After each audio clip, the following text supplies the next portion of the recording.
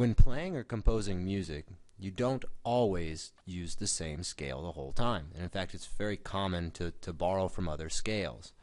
So let's start by using what's called the secondary dominant. It's pretty simple. What happens is if you want to create more pull towards a chord that isn't necessarily your one chord, you're going to borrow a tritone from another scale and use that resolution to pull you to that chord. On the screen, you'll see a C major chord progression with all of the right inversions labeled next to the Roman numerals.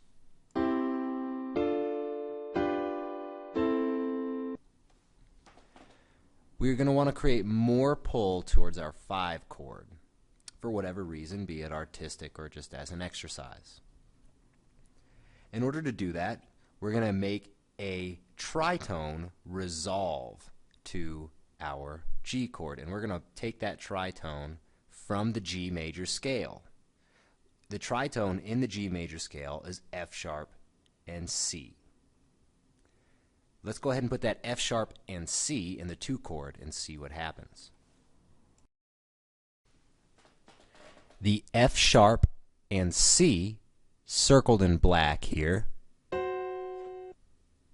will resolve to G and B, the F sharp going a half step up and the C going a half step down. Listen to the resolution. Now, they wouldn't resolve to other notes because the notes on the other side of these notes are more than a half step. So if we went F sharp down to E, that's a whole step. And C up to D, that's a whole step as well. So these things resolve by a half step. Take a listen to the whole chord progression.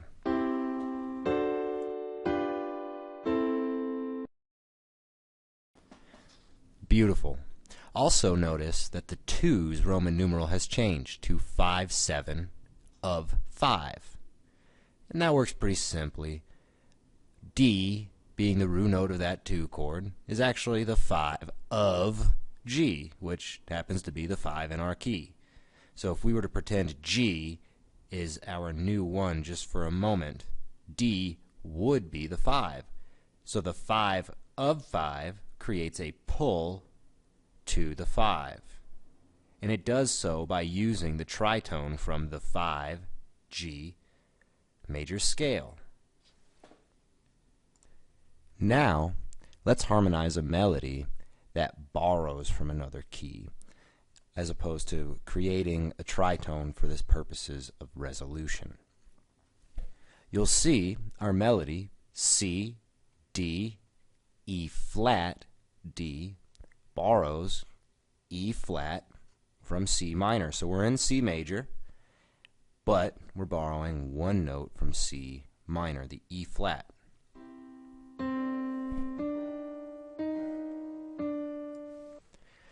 Let's make that E flat harmonize with an E flat major.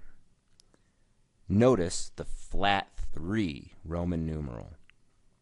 That Roman numeral is capitalized, so we're going to be using E flat major. The easiest way to derive this chord without thinking about it too much is to say, okay, E flat major chord, that means I'm going to build it off my E flat major scale. At that point, all I need to do is think about my E flat major key signature, which has a B flat, an E flat, and an A flat.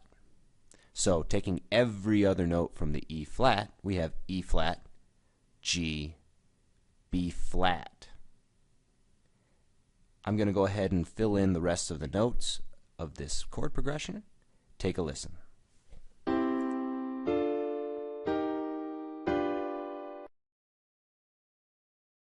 Another way to modulate or borrow is to use a common chord between 2 keys and use it as a pivoting chord.